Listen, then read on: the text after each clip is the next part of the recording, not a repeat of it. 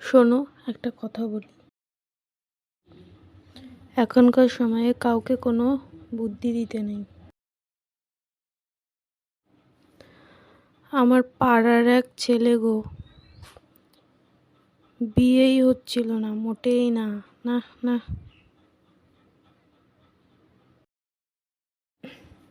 এই তো আমি গো, আমি বুদ্ধি দিলাম। বুদ্ধি বুদ্ধি বুদ্ধি বললাম, কাপড় কাচা আর রান্না করার ফটো ফেসবুকে দিয়ে দে। ছবি দেওয়ার পরের দিনই সম্বন্ধ একেবারে পাকা।